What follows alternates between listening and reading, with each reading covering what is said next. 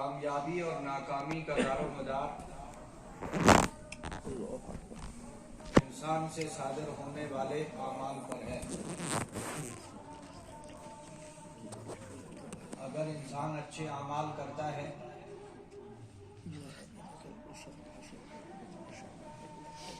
وہ کامیاب ترین انسان ہے۔ اگر انسان برے اعمال میں مبتلا ہے اور اس کی ناکامی بالکل عیاں ہے۔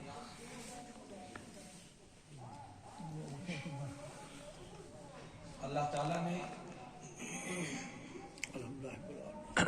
انبیاء کرام علیہ الصلوۃ والسلام کے ذریعے اپنے احکام اپنے بندوں تک پہنچائے۔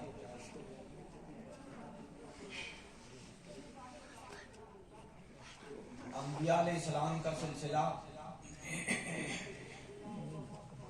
حضرت رسول اکرم صلی اللہ علیہ وسلم پر اختتام پذیر ہوا۔ آپ کوئی نبی اور رسول آنے والا نہیں، اللہ تعالیٰ نے یہ ساری ذمہ داری اس امت کے علماء، فقہاء، محدثین اور بزرگان دین کی ذمہ داری کہ وہ اس دین کی دعوت، اس کی اشاعت، اس کی تبلیغ اور اللہ کے احکام کو اللہ کے بندوں تک پہنچانا اور ان کو سمجھانا، یہ ان کی ذمہ داری ہے۔ اللہ جل شانہ کو پہچاننا، اللہ کے رسول صلی اللہ علیہ وسلم کو پہچاننا اور ماننا، پہچاننے کے ساتھ میں ماننا یہ ضروری ہے۔ پہچانتے تو سب ہیں، کتنے غیر مسلم ہیں جو حضرت رسول اکرم صلی اللہ علیہ وسلم کی حیات طیبہ پر انہوں نے کتابیں لکھی، انہوں نے بہت علمی مقالے لکھے، لیکن دل ان کا ایمان سے خالی ہے۔ وہ کتابیں ان کی نجات کا ذریعہ نہیں بن سکتی، وہ علم ان کی کامیابی کا ذریعہ نہیں بن سکتا۔ یہ وہ علم ہے جس سے پناہ مانگی گئی، اور اللہ کے رسول صلی اللہ علیہ وسلم نے اپنی امت کی رہنمائی دعاؤں کی شکل میں بھی کی ہے۔ اللہم انی اعوذ بک من علم لا ینفع، میں اس علم سے پناہ مانگتا ہوں جو فائدہ نہ دے۔ تو کتنے غیر مسلم مستشرقین علماء جن کی بڑی گہری نظر قرآن کریم پر، گہری نظر حدیث پاک پر، گہری نظر فقہی کتابوں کے اوپر، لیکن اس کے باوجود اور بڑی گہری نظر اور وسیع نظر رکھتے ہیں وہ حضرت رسول اکرم صلی اللہ علیہ وسلم کی سیرت اور سوانے کے متعلق، لیکن یہ سب کچھ ہونے کے باوجود دل ایمان سے خالی ہے، اور ان کے وہ ساری دن رات کی تگدو، جد و جہد، وہ ساری کی ساری ناکام اس وقت تک ہے جب تک ان کے پاس ایمان نہیں آیا۔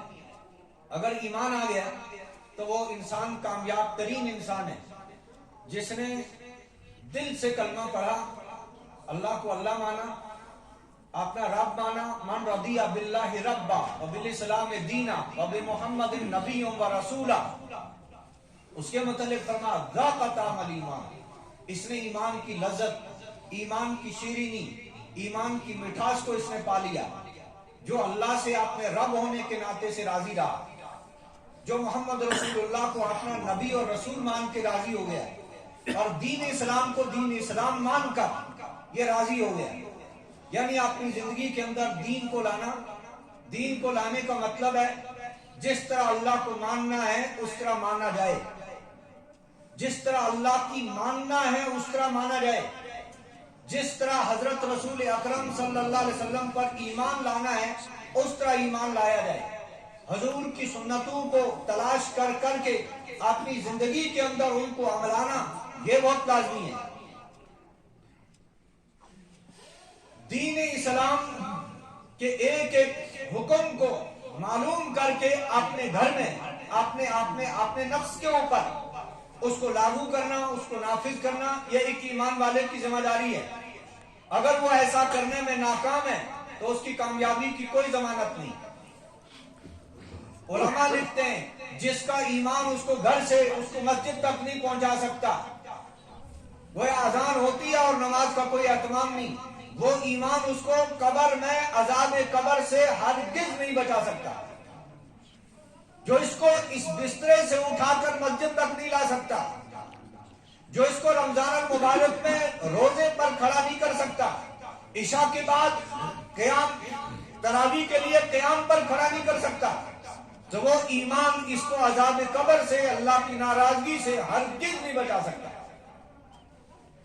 تو اللہ جل شانہ قرآن کریم کی اس آیت کے اندر اس حقیقت کو بیان کیا ہے، الذین آتیناہم الکتاب یعرفونہ کما یعرفون ابناءہم وان فریق منہم لیکتمون الحق وہم یعلمون، جن کو ہم نے کتاب دی، اہل کتاب، وہ حضرت رسول اکرم صلی اللہ علیہ وسلم کو اس طرح جانتے اور پہچانتے تھے جس طرح ماں باپ اپنی اولاد کو جانتے اور پہچانتے ہیں، یعنی ہر باپ اپنے بیٹے کو اپنی بیٹی کو پہچانتا ہے، اس طرح وہ اہل کتاب حضرت رسول اکرم صلی اللہ علیہ وسلم کو پہچانتے تھے۔ پہچانتے تو ضرور تھے، مانتے نہیں تھے۔ پہچاننا ایک ہے اور ماننا دوسرا ہے۔ پہچان کے مان لینا یہ کامیابی کی ضمانت ہے، ورنہ جب ابو طالب کا انتقال ہوا، بہت خدمت کی جناب رسول اکرم صلی اللہ علیہ وسلم کی، اور اس کے بعد حضرت رسول اکرم صلی اللہ علیہ وسلم نے زندگی بھر ان کو دعوت دی، اور جب دیکھا کہ مرض وفات میں مبتلا ہیں، اس وقت بھی جا کر دعوت دی کہ چچا جان بہت احسان ہے آپ کے، آپ نے بہت خدمت کی ہے، آپ میری دعوت کو قبول کر لیں۔ تو انہوں نے جواب میں کہا نہیں، یہ نہیں ہو سکتا ہے۔ اب کون کہے گی جہنم کے ڈر سے؟ انہوں نے جہنم کے ڈر کی وجہ سے کلمہ پڑھ لیا۔ میں قوم کے طعن و تشنی، قوم کی جو ملامت کی کرے گی قوم، میں وہ برداشت نہیں کر سکتا ہوں، اس لیے اخترت العار علی النار، اخترت النار علی العار، میں اب جہنمی کو اختیار کرتا ہوں لیکن لوگوں کو طعن و تشنیع اختیار نہیں کر سکتا، ورنہ لوگ کہہ دیتے بھتیجے کا کلمہ پڑھ لیا پھر کیا ہو گیا، بھتیجا کوئی رشتے کے ناطے سے بھتیجا ہی نہیں تھا، وہ محمد رسول اللہ تھے اور ان کا کلمہ پڑھنے میں نجات تھی۔ اور اس کے جواب میں ابو طالب کہتے ہیں یستسقى الغمام بوجهی وثمار الاسام وعصمۃ للارامل، میرے بھتیجے آپ کا چہرہ اتنا نورانی ہے کہ اس چودھویں کا چاند ان کے سامنے مانگ پڑ جاتا ہے، اور آپ یتیموں اور بے سہاروں اور بیواؤں کے سہارا ہیں۔ انہوں نے تعریفیں کی اور انہوں نے حضور کی شان میں قصیدے پڑھے، نعتیں پڑھی، بڑے اونچے الفاظ میں حضور کی تعریف کی، لیکن سارا کچھ کیا کرتا ہے، سب پر ایمان چلا گیا۔ وہ حضور کو جانتے تھے اللہ کے رسول نے، لیکن مانتے نہیں تھے۔ تو اصل جاننا نہیں ہے، ماننا، جاننے کے ساتھ میں ماننا ہے۔ جب انسان کے اندر حضور کے متعلق تفصیلات سامنے آ گئی، پھر اس کے بعد اگر یہ اس حق کو قبول نہیں کرتا ہے تو وہ ناکام ترین انسان ہے، اور اگر وہ اس کو قبول کرتا ہے دل و جان سے تو وہ کامیاب ترین انسان ہے۔ اور قرآن کریم میں آج کون نہیں جانتا ہے محمد رسول اللہ، محمد رسول اللہ ہیں، وہ ہمارے قائد ہیں، وہ ہمارے پیشوا ہیں، وہ ہمارے رہبر ہیں، وہ ہمارے رہنما ہیں، اور انہی کے نقش قدم پر چلنے میں ہم سب کی کامیابی ہے۔ بلکہ جنہوں نے جناب رسول اللہ صلی اللہ علیہ وسلم کو پہچانا اور مانا، پہچاننے کے ساتھ میں دل و جان سے مان لیا، اور اس طرح مانا، ایسا ہی مان لایا، آمنوا بمثل ما آمنتم بہ فقد اہتدوا، ایسا ہی مان لاؤ جیسے یہ صحابہ ایمان لائے ہیں، ایسا ہی تب تم کامیابی کی ضمانت لے سکتے ہو۔ اللہ جل شانہ نے صحابہ کے ایمان کو معیار بنا دیا، کسوٹی، آنے والی امت مسلمہ کے ایمان کے لیے یہ کسوٹی اور پرکھنے کا ذریعہ ہے۔ صحابہ کرام جب ایمان لاتے تو وہ اللہ کے رسول صلی اللہ علیہ وسلم کے ایک ایک حکم پر سب کچھ قربان کر دیں، ماننے کا جذبہ، اللہ اکبر۔ حدیث کے اندر ایسے واقعات آتے ہیں کہ صحابہ کرام رضی اللہ عنہ اجمعین کے اندر جو ماننے کا جذبہ تھا، نبی اکرم صلی اللہ علیہ وسلم ایک موقع پر مسجد نبوی میں کچھ ارشاد فرما رہے ہیں اور ایک صاحب کھڑے ہیں مسجد میں تو حضور السلام نے ان سے فرمایا نیچے بیٹھ جاؤ. عبداللہ بن مسعود رضی اللہ دروازے سے اندر داخل ہو رہے ہیں, ایک پیر اس دہلیز کے باہر ہے, ایک اندر ہے. جو یہ کانوں میں آواز پڑی نیچے بیٹھ جاؤ, عبداللہ بن مسعود بھائی بیٹھ گئے. جب حضور نے دیکھا کہ آدھا ایک پیر باہر ایک اندر, یہیں بیٹھ گئے, تو انہوں نے فرمایا عرض کیا یا رضی اللہ, جب آپ کا فرمان کانوں میں پڑھا میں نے کہا پھر سنبھل کے بیٹھنے میں حضور کے حکم کی بجاوری میں دیر ہو جائے گی. اب جب حضور باہر نکلے دیکھا ایک صاحب ہے وہ بکریوں کے باڑے میں بیٹھ گئے, ان کی آواز وہیں آئی تھی نیچے بیٹھ جاؤ, وہ وہیں بیٹھ گئے. تو ان سے پوچھا آپ کو تو نہیں کہا تھا؟ ہم نے تو اس شخص کو کہا تھا. کہ جب آپ کی آواز ہمارے کانوں میں پڑی تو پھر ہم نے یہ سوچا کہ باہر نکل کے بیٹھیں گے تو اس حکم کی بجاوری میں دیر ہو جائے گی, یہیں بیٹھ گئے. اور اس کا ترجمہ کسی شاعر نے کیا ہے جو بکریوں کے باڑے میں بیٹھ گئے تھے. انہوں نے کہا درد مندوں سے نہ پوچھ کہاں بیٹھ گئے تیری درد مندوں سے نہ پوچھ کہاں بیٹھ گئے, تیری محفل میں غنیمت ہے جہاں بیٹھ گئے. یہ تو آپ کے حکم پر بیٹھ گئے اور اسی میں ہم سب کی کامیابی ہے. تو اللہ جل شانہ نے صحابہ کے اندر جو ماننے کا جذبہ, اسی لیے اللہ جل شانہ نے قرآن کریم کے اندر آپ نے بندوں کو دعا مانگنے کا طریقہ بتایا. یہ معلوم تھا میرے بندوں کو مانگنا نہیں آتا, میرے بندوں کو مجھ سے لینا نہیں آتا, میرے بندے بہت بھولے بھالے ہیں, میں ان کو دعا کرنے کا طریقہ بتاتا ہوں. اہدنا الصراط المستقیم, اے اللہ ہمیں سیدھی راہ دکھا دے. تو سیدھی راہ کون سی ہے؟ قرآن نے فرمایا صراط الذین انعمت علیہم, جو انعام شدہ طبقے ان کی راہ, تاکہ ان پر چلنا ہم سب کے لیے آسان ہو جائے. اور پھر آگے چل کے قرآن کریم نے من یشاقق الرسول من بعد ما تبین له الهدى ويتبع غیر سبیل المؤمنین نولیہ ما تولى ونصلیہ جہنم وساءت مصیرا. یہ کہہ کر اس کی نشاندہی فرمائی جو رسول اللہ صلی اللہ علیہ وسلم کی نافرمانی کرتا ہے اور یتبع غیر سبیل المؤمنین, جو مومنوں کا راستہ چھوڑ دیتا ہے, مومنوں کے راستے پر چلنے کا حکم. یہ اس امت کے سب سے پہلے مومن حضرات صحابہ رضی اللہ عنہم اجمعین. قرآن صاحب لفظوں میں کہتا ہے لقد رضی اللہ عن المؤمنین اذ یبایعونک تحت الشجرہ. تو ظاہر ہے اس وقت جو نبی کے ہاتھ دست مبارک پر بیعت کر رہے تھے وہ صحابہ کرام تھے. قرآن نے ان کو مومن کہا. ہنالک ابتلی المؤمنون وزلزلوا زلزالا شدیدا, مومنوں کو جھنجھوڑ کے ہم نے رکھا. یہ غزوہ احزاب کے متعلق یہ آیات آئی ہیں, اور غزوہ احزاب میں جن کو جھنجھوڑا گیا وہ صحابہ کرام تھے. تو قرآن نے صاف لفظوں میں فرمایا یہ ہے وہ مومن جن کی راہ پہ چلنا تمہاری نجات کا ذریعہ ہے. اگر تم نبی کو چھوڑو گے, نبی کے صحابہ کو چھوڑو گے, الصحابی کالنجوم بأیہم اقتدیتم اہتدیتم, ایک ایک میرا صحابی یہ آسمانی ہدایت کا ستارہ ہے جس کے دامن کو تم پکڑو گے جنت میں پہنچا دے گا. کیونکہ یہ مرید تھے جناب رسول اللہ صلی اللہ علیہ وسلم کے, یہ شاگرد تھے محمد رسول اللہ کے. انہوں نے قرآن نبی سے پڑھا, حدیث نبی سے سنی, انہوں نے نماز نبی سے سیکھی, روزہ کا طریقہ نبی سے سیکھا, اور شب و روز کے معمولات جناب رسول اللہ صلی اللہ علیہ وسلم کے پاس بیٹھ کر انہوں نے حاصل کیے.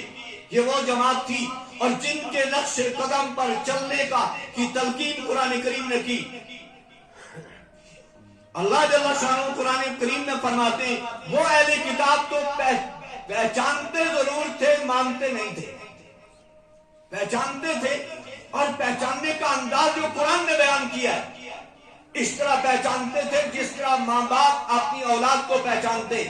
تو میں سوال اگر کروں کیا اولاد ماں باپ کو نہیں پہچانتی؟ میری بات آپ کو سمجھ آ رہی ہے؟ آپ سب خاموش ہیں, مجھے لگتا ہے شاید ہوا میں چل رہی ہیں باتیں. بات سمجھ آ رہی ہے؟ یعنی اگر ماں باپ پہچانتے ہیں تو کیا اولاد ماں باپ کو نہیں پہچانتی؟ ارے کیوں نہیں پہچانتی؟ آپ دیکھو وہ دودھ پینے والا بچہ جو 2-3 مہینے کا ہے وہ اپنی ماں کو آواز سے پہچان کر رونا شروع کر دیتا ہے. تو قرآن نے کیوں نہیں کہا اس طرح پہچانتے تھے جس طرح اولاد ماں باپ کو پہچانتی ہے؟ قرآن نے یہ تعبیر اختیار نہیں کی. قرآن کہتا ہے اس طرح پہچانتے تھے جس طرح ماں باپ اولاد کو پہچانتے ہیں. اگر ماں باپ اولاد کو پہچانتے ہیں تو اولاد بھی ماں باپ کو پہچانتی ہے. وہ بچہ اپنے گھر کے ایک ایک فرد کو پہچانتا ہے، چھوٹا بچہ، یعنی ابھی اس کے اندر وہ کوئی شعور نہیں، لیکن کوئی انجانا آدمی گھر میں چلا جائے وہ ایک دم اس سے بھاگے گا، کیونکہ وہ غیر مانوس ہے اور وہ سمجھتا ہے یہ اس گھر کا نفع آدمی نہیں ہے۔ جب بچہ پہچانتا ہے، قرآن نے یہ کیوں کہا؟ ماں باپ جس طرح پہچانتے ہیں، کیونکہ حقیقت میں اچھی طرح ماں باپ اپنی اولاد کو پہچانتے ہیں، اولاد حقیقت میں ماں باپ کو نہیں پہچانتی۔ جس طرح نہیں پہچانتی، علماء نے لکھا ہے کہ اولاد ماں باپ کو پہچانتی ہے لیکن اچھی طرح نہیں پہچانتی۔ نہ پہچاننے کا مطلب، ماں باپ نے اپنے بچے کا، اپنی بچی کا جسم سر سے لے کر پیر تک دیکھا ہوتا ہے، کیونکہ بچپنا ہوتا ہے، بچپنے میں کبھی جسم پر کپڑا بالکل نہیں ہوتا ہے، اور وہ بچی کو بھی دیکھا ہوتا ہے، بچے کو بھی دیکھا ہوتا ہے، اور ماں باپ کو بالکل معلوم ہے ہماری بچی، اس کے جسم پر کہیں داغ ہے، کہیں کچھ عیب ہے، کہیں کچھ نشان ہے، اس سب چیزوں سے واقف ہوتے ہیں، لیکن اولاد ماں باپ کے جسم سے واقف نہیں ہوتی۔ قرآن نے وہ تعبیر اختیار کی جس میں کوئی شک شبہ نہیں تھا کہ اس طرح پہچانتے تھے وہ اہل کتاب محمد رسول اللہ کو جس طرح ماں باپ اولاد سے واقف ہیں، لیکن مانتے نہیں تھے۔ لا یکتمون الحق وهم یعلمون، وہ حق کو چھپاتے تھے۔ یہ پیغمبر آخر الزمان یہی ہے جس کے متعلق تفصیلات تورات میں ہیں، انجیل میں ہیں، اور دوسری جگہ میں قرآن کریم پر میں اللہ جل شانہ فرماتے ہیں الذین یتبعون الرسول النبی الامی الذی یجدونہ مکتوبا عندهم فی التوراۃ والانجیل یأمرهم بالمعروف وینہاہم عن المنکر ویحل لهم الطیبات ویحرم علیہم الخبائث۔ ان آیات میں، اس آیت میں تو اور وضاحت کے ساتھ بیان فرما دیا، فرمایا اس طرح جناب رسول اکرم صلی اللہ علیہ وسلم کی علامات کو وہ تورات اور انجیل کے اندر لکھا گیا، ایسے الذی یجدون مکتوبا عندهم فی التوراۃ والانجیل، کہ تورات اور انجیل میں نبی کو لکھا ہوا پاتے ہیں۔ نبی کے پورا، یعنی جس نے تورات اور انجیل کو پڑھ لیا اس کے لیے نبی کو پہچاننا کوئی مشکل نہیں، گویا حضور کا پورا نقشہ تورات اور انجیل نے پیش کیا ہے، تمام آسمانی صحائف نے پیش کیا ہے، محمد رسول اللہ کا تعارف تمام انبیاء کرام علیہ السلام کرتے آئے، اور پھر آ کر قرآن نے اس تعارف کو پیش کیا، انجیل نے اس تعارف کو پیش کیا، تورات نے اس تعارف کو پیش کیا، اور اس کے باوجود وہ پہچان کر بھی اس کو چھپاتے تھے اور اس پر پردہ ڈالتے تھے اور اس کو غائب کرنے کی کوشش کرتے تھے، لیکن مانتے نہیں تھے۔ بہت کم لوگ تھے جنہوں نے مانا ہے، ورنہ جانتے سب تھے۔ تو جاننا انسان کی کامیابی کی ضمانت نہیں، اس کے ساتھ میں ماننا لازمی ہے۔ آج مسلمان نہیں جانتا کہ جناب محمد رسول اللہ نے صلی اللہ علیہ وسلم نے نکاح کس طرح کیا، ہمیں کس طرح کرنا چاہیے تھا، مسلمان نہیں جانتا ہے۔ سب مسلمان جانتے ہیں، ماننے کے لیے تیار نہیں۔ کون مسلمان ہے جو ماننے کو تیار ہو جائے؟ آپ نے معاشرے کی کس کس برائی کو آپ ذکر کرو گے؟ اسی لیے تو طوفان آ رہے ہیں، اسی لیے تو بغاوتیں ہو رہی ہیں اور اولاد نافرمان ہو رہی ہے، ماں باپ اپنی اولاد کی شکایتیں پیش کر رہے ہیں، اور اللہ جل شانہ فرماتے ہیں جب تم نے میرے نبی کے دامن کو چھوڑ دیا تمہارے گھر کو میں نے جہنم بنا دیا، تمہاری اولاد کو تمہارا نافرمان کھڑا کر دیا۔ تم اب روتے جاؤ، امام صاحب دعا کر لیں، مولوی صاحب دعا کر لیں، پیر صاحب دعا کر لیں، پیر صاحب تعویذ دے دیں، اب نہ پیر تعویذ کے ذریعے ان کو ٹھیک کر سکتا ہے، نہ مولوی دعاؤں کے ذریعے اس کو ٹھیک کر سکتا ہے، اس لیے کہ آپ نے سب سے پہلے اپنی اولاد کے حقوق کو پامال کیا ہے۔ وجہ کیا ہے؟ کیا مسلمان نبی کو تو جانتے ہیں، پہچانتے ہیں، مانتے نہیں ہیں جس طرح ماننا چاہیے تھا، دل و جان سے ماننا۔ مسلمان اس کو مانتے وقت بس ایسے سر کھجلانے لگ جاتا ہے، نہیں یہ تو نہیں ہو سکتا ہے، پھوپھی ناراض ہو جائے گی، کالو ناراض ہو جائے گا، فلاں ناراض ہو جائے گا، ہاں اللہ کو ناراض کر دو، رسول اللہ کو ناراض کر دو اور اپنے رشتہ داروں کو راضی کرتے جاؤ۔ صحابہ نے سب کچھ ناراض کر دیا، اللہ کو راضی کیا، اللہ کے رسول کو راضی کیا، آسمان و زمین کی مخلوق کو ان کے قدموں میں اللہ نے خادم بنا کے کھڑا کر دیا۔ مجھے ضرورت اس بات کی ہے، آج کیا ہوتا ہے ہماری شادیوں میں بے حیائی کتنی ہے، بے پردگی کتنی ہے۔ ارے بے پردہ صرف عورتیں نہیں، مرد بھی بے پردہ ہو گئے۔ نوجوانوں کو پتہ ہی نہیں سطر عورت کس سے کہتے ہیں، مرد کا سطر کیا ہے۔ آپ دیکھتے ہیں گرمیوں میں نوجوان دریا میں اتر گئے، حوض میں اتر گئے اور نہا رہے ہیں، اور اتنا چھوٹا سا کچھا پہن رکھا ہے اور نہا رہے ہیں، اور ان کو دیکھنا بھی حرام، اور ان کو یہ معلوم نہیں ہے گھٹنے سے لے کر یہ والا حصہ یہ کسی مرد کے سامنے کھولنا حرام ہے۔ مردوں کو پتہ ہی نہیں ہے سطر عورت کیا ہے، وہ اپنی مستورات کو کیا بتائیں گے۔ ہماری ماں اور بہنوں نے یوں ایسے وہ ہاتھ بازو یہاں تک، یہ لونڈیوں کا لباس تھا جب اسلامی حکومت ہوا کرتی تھی۔ ہماری ماں بہنوں نے کہا ہم آزادی پسند نہیں کرتی، ہم تو لونڈیاں بننا چاہتی ہیں، ہم پر جتنے ظالم مسلط ہو جائے ہم تو وہ غلامی کی زندگی بسر کرتی ہیں۔ ہم اسلام کے اس پردے کو ٹھوکر مار کر الگ کرتی ہیں۔ یہ باندھنے والے کون ہیں؟ کلمہ پڑھنے والی ہماری ماں اور بہنوں نے اس پردے کو اپنے گھر سے نکال دیا، حیا کا خاتمہ کر دیا، سنتوں کے جنازے نکال دیے، اور نوجوان اب تو کانوں کے اندر بالیاں ڈال رہے ہیں، اب کانوں کو چھید رہے ہیں، اور یہ سمجھتے ہیں شاید وہ تو آسمان پہ پہنچ کے ہم رہ گیا، یہ کان چھید کر ہم آسمان پہ پہنچ جائیں گے۔ نہیں، تم لوگ غیروں کی نقالی، من تشبہ منہم من تشبہ قوما من تشبہ بقوم فہو منہم، جو کسی قوم کی نقالی کرتا ہے اللہ اسی قوم کے اندر اس کو شامل کر دیتا ہے۔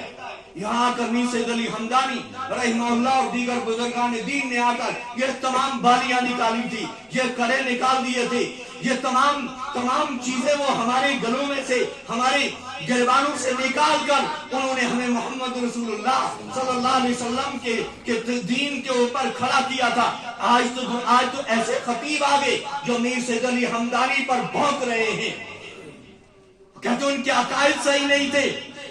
ارے ڈاکٹر تو آؤ سب کا پاخانہ لے، تو جا کر لیبارٹری میں ٹیسٹ کر، تیرا کام یہ تھا، تیرا کام سید علی حمدانی کے عقائد کو پرکھنا نہیں تھا۔ وہ ہمارے قائد تھے، وہ ہمارے رہنما تھے، وہ ہمارے رہبر تھے، وہ اللہ کے ولی تھے، وہ اللہ کے پیارے بندوں میں سے ایک بندے تھے جس کی محنت سے پوری وادی کشمیر کو ایمان ملا، نور ایمان ملا، اسلام ملا، دین ملا، نماز ملی، روزہ ملا، پیغمبر کا تعلق ملا۔ یہ اللہ کے ولی ہیں۔ ذرا آپ کسی ایک کو مسلمان بنا کے دکھا دے، میں تجھے ماں کا لال مانتا ہوں، اور اولیاء اللہ پر بھونکنے والے دنیا میں آگے کس برائی کا تذکرہ کریں۔ ہمارے معاشرے میں کیسے ملحد اور زندیق پیدا ہونے لگے، جنہوں نے اہل اللہ کو معاف نہیں کیا، جنہوں نے پیغمبر کو معاف نہیں کیا، جنہوں نے قرآن پر ہاتھ صاف کرنے کی کوشش کی۔ کس برائی کا مسلمان اپنی شادیوں پر اتنا بے تحاشا وہ شیطان کے راہ میں اس طرح پار آ رہے ہیں اور اس کو فخر سمجھتے ہیں۔ اور ایک طرف مسلمانوں کی حالت یہ ہے، ایک جگہ میں ہمارے جمعہ کا پروگرام تھا اور وہاں پر ایسے ہی ذہن میں آ گئی کوئی بات، تو میں نے عیسائیت کے موضوع پہ بات کی۔ جب باہر نکلے نماز پڑھنے کے بعد ایک گھر میں چائے کا انتظام تھا، وہاں بیٹھے بہت سارے نوجوان، پورا ایک حال تھا بھر گیا۔ ایک نوجوان آیا اور اسے کہا آج بہترین موضوع پر آپ نے بات کی ہے، اس کی ضرورت تھی یہاں پر۔ آج ارتداد چلتی ہوا چل رہی ہے، قادیانی بن رہے ہیں، شیعہ بن رہے ہیں، کس طرح سے امت مرتد ہو رہی ہے اور کسی کے ایمان کی کوئی فکر نہیں۔ کس برائی کو آپ تذکرہ کریں گے، کس کو چھوڑیں گے؟ شراب عروجوں پر ہے، نشاور چیزیں وہ نوجوانوں کا زیور بن گئی ہے، وہ ہمارے معاشرے کا ایک حصہ بن گئی ہے۔ کتنی محنت کریں گے اور کتنی کوشش کریں گے ان کو یہ سمجھاؤ شراب پینا حرام ہے۔ اللہ کے سچے رسول نے فرمایا جو دنیا میں شراب پیے گا اللہ جنت کی شراب اس پر حرام کر دے گا، جو دنیا میں ریشمی لباس پہنے گا اللہ جنت کا ریشم اور دبیب اللہ ان پر حرام فرما دیں گے۔ کہ اب اس نوجوان نے کہا کہ ایک نوجوان اسی علاقے کا ایک نوجوان غریب ماں باپ اور ان کے پاس اتنا مال نہیں تھا، وہ ریڑا لگاتا تھا، اس پہ چنے بون کر بھیجتا تھا اور ساتھ میں سکول پڑھتا تھا، یہاں تک کہ اس نے تعلیم جاری رکھی، یونیورسٹی تک پہنچ گیا۔ اب وہاں کی اخراجات بہت زیادہ تھے، کہتے ہیں وہاں جب دیکھا تو وہ ناقابل برداشت اخراجات تھے۔ اب یہ مایوس ہو کے واپس نکل رہا ہے اور ان کو ایک جماعت یونیورسٹی میں ملی، انہوں نے کہا، ان کا ہاتھ لگ گئے، انہوں نے کہا آپ عیسائی بن جاؤ، ہم آپ کو 2.5 لاکھ روپے دیں گے اور ایک بائک دیں گے۔ کہنے لگا مجھے اتنی خوشی ہوئی، اس بات پہ خوشی نہیں ہوئی کہ میں عیسائی بن رہا ہوں، نہیں، مجھے عیسائیت کو کیا کرنا ہے، لیکن میں یہ سوچا کہ میری مشکل حل ہوگی۔ کسی مسلمان نے میری طرف توجہ نہیں دی۔ مالدار تو شیطان کو راضی کرتے رہے، مالدار تو اللہ کی بغاوت میں اپنا مال صرف کرتے رہے، لیکن کسی نے میری طرف توجہ نہیں کی۔ اس بات پر مجھے خوشی ہوئی، شاید اللہ تعالیٰ نے میری تعلیم کا کوئی بندوبست غیب سے کر دیا ہے، میں ان کے سامنے اقرار کر لوں گا اور اس کے بعد میں عیسائیت ہونے کا اقرار کر لوں گا اور 2.5 لاکھ لے لوں گا، میرا مسئلہ حل ہو جائے گا۔ کہنے لگے، انہوں نے مجھ سے ایڈریس لیا اور کہا کل صبح 10 بجے آپ یونیورسٹی پہنچنا۔ کہا رات کو نیند بھی نہیں آئی، کب رات گزر جائے میں صبح پہنچوں۔ کہا صبح جب پہنچا یونیورسٹی اور وہاں دیکھا وہ میرا انتظار کر رہے تھے۔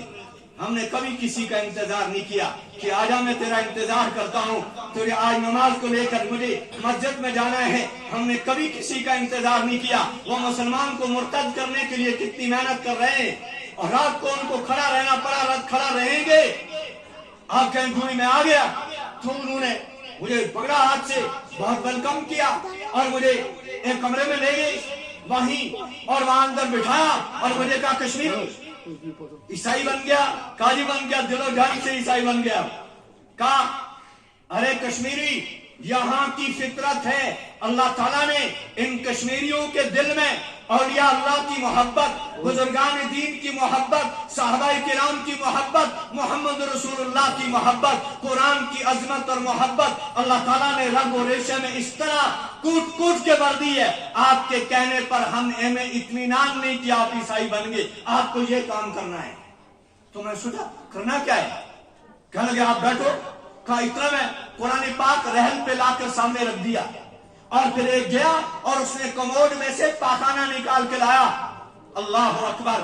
کہا کہ اپنے ہاتھ سے یہ پاخانہ اس قرآن پہ رکھ دو اور اس کے بعد ہم سمجھیں گے کہ آپ مرتد ہو گئے ہیں، آپ عیسائی ہو گئے ہیں۔ کہتے ہیں میں نے جو ہی وہ پاخانہ لے کے آئے، میں نے قرآن پاک کو اٹھایا اور گلے سے لگایا اور لے کر بھاگ گیا میں، اور میں نے کہا اللہ میری غربت اب یہاں تک مجھے لے گئی، میں اپنے ہاتھوں سے میں پاخانہ اٹھا کر قرآن پہ رکھوں گا اور پھر میں 2.5 لاکھ اور ایک بائک حاصل کروں گا۔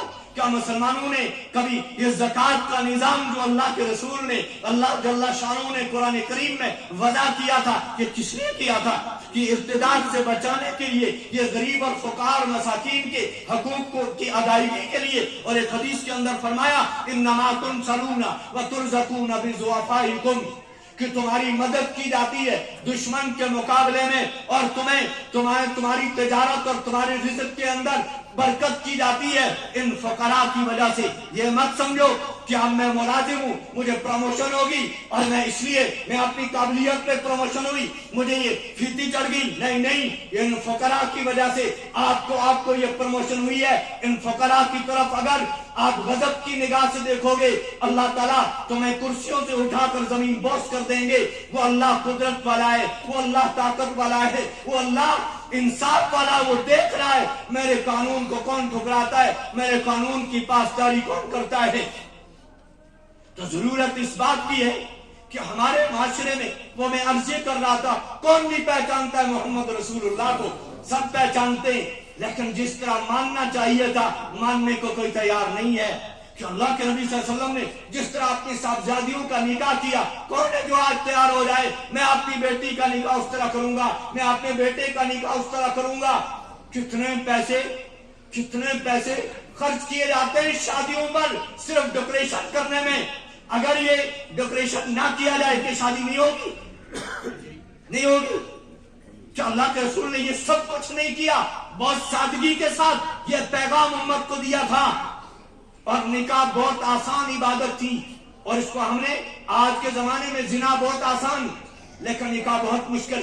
نکاح کے لیے شرائط ہے، زنا کے لیے کوئی شرط نہیں، زنا کے لیے کوئی شرط نہیں، جہاں مرضی وہاں جائے اور اپنی ضرورت کو پورا کرے. نکاح کرنے کی، نکاح کرنے پر بڑی بڑی پابندیاں ہیں اور اس کے لیے بڑے بڑے شرائط ہیں. پہلے مالدار ہونا چاہیے، یا تو ڈاکٹر ہو یا انجینئر ہو، اونچے پوسٹ پہ ہو، نہیں تو کچھ نہ کچھ تو ملازم ہو، کسی کا نوکر تو ہو. اگر نوکر کسی کا نہیں ہے تو ہم رشتہ دینے کے لیے تیار نہیں. وَلِمَالِهَا وَلِجَمَالِهَا وَلِحَسَبِهَا، کسی حسب اور نسب کی بنیاد پر، مال اور جمال کی بنیاد پر، ان بنیادوں کے اوپر نکاح مت کرو. فَاظْفُرْ بِذَاتِ الدِّينِ، دینداری کی بنیاد پر. اور پہلے پوچھو عقیدہ صحیح ہے کہ نہیں ہے، اللہ کے متعلق عقیدہ صحیح ہو، نبی کے متعلق عقیدہ صحیح ہو، صحابہ کے متعلق عقیدہ صحیح ہو، بزرگان دین کے متعلق عقیدہ صحیح ہو، مرنے کے بعد اٹھنے پر یقین ہو. یہ تمام عقائد پہلے قرآن بیان کرتا ہے. وَلَا تُنْكِحُوا الْمُشْرِكِينَ حَتَّىٰ يُؤْمِنُوا، تب تک ان سے نکاح نہیں کرنا. پہلے ان سے عقیدہ پوچھو. ہم عقیدہ نہیں، ہم مال پوچھتے ہیں. مال ہے کہ نہیں ہے؟ مال غیر کے پاس ہو، غیر ایمان والے کے پاس ہو، ہم قربان کر دیں گے. حضرات صحابہ رضی اللہ عنہم اجمعین، اب حضرت عمر رضی اللہ تعالیٰ عنہ کے متعلق آتا ہے کہ ان کو ایمان کی فکر کتنی تھی، دوسرے کے ایمان کی فکر، اپنے ایمان کی بھی فکر، دوسروں کے ایمان کی بھی فکر.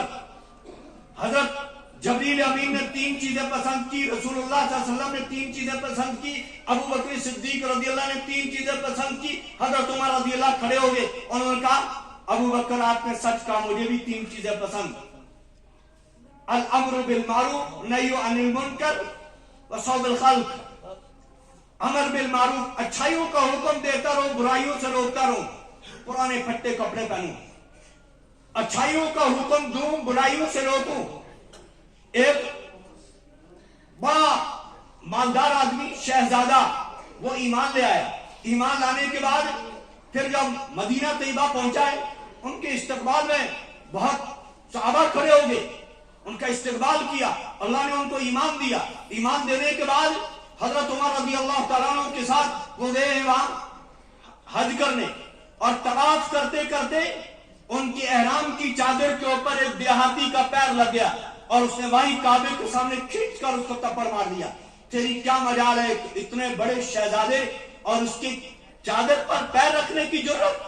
تو جو اس دیہاتی نے حضرت عمر رضی اللہ کے سامنے شکایت کی، تو حضرت عمر رضی اللہ فرمایا دیہاتی سے جتنے زور سے اس نے تھپڑ مارا اتنے زور سے مار کے ساتھ لے لے.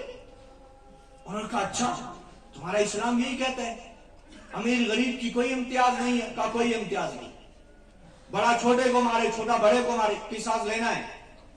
وہ اس سے بدزن ہوا اور بھاگا اور مرتد ہو گیا. مرتد ہونے کے بعد اس کے پیچھے جب وہ بھاگ کے گیا دوسرے ایک ملک میں، ایک صحابی وہاں پہنچے، اور وہاں انہوں نے دیکھا کہ وہ ارتداد کی حالت میں ہے لیکن بہت شرمندہ ہے، چاہتا ہے کہ میں دوبارہ ایمان قبول کر لوں. اس صحابی رسول نے ان کو دعوت ایمان دی. کہا میں تب تک مسلمان نہیں ہوں گا، میری شرطیں. کیا شرط ہے؟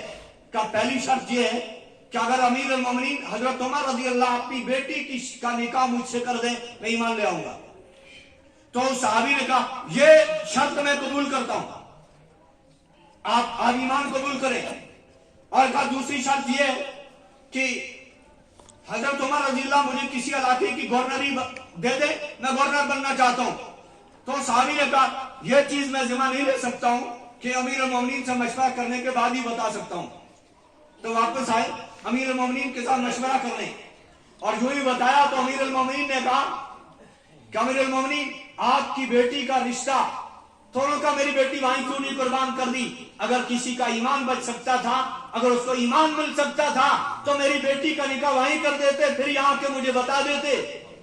حضرت عمر رضی اللہ تعالیٰ واپس وہ صحابی وہاں پر پہنچے، جب دیکھا اور یوں اندر گئے اور ان کی روح اس جسم سے پرواز کر چکی تھی. اسی ارتداد کے اوپر ان کا انتقال ہو گیا. یعنی صحابہ کرام رضی اللہ اجمعین کو اس چیز کی فکر تھی. تو ضرورت اس بات کی ہے کہ ہم ایک ایک چیز کو معلوم کریں اور اس کے بعد اپنی زندگی کے اندر عمل آنے کی فکر کریں. جو ہماری شادیاں، ہمارے معاشرے میں جو اتنی برائیاں اور اتنی بے حیائیاں ہیں، ان کا سدبات کیسے ہو؟ آخر اس کی فکر کون کرے گا؟ خالی تبصروں سے کچھ ہونے والا نہیں.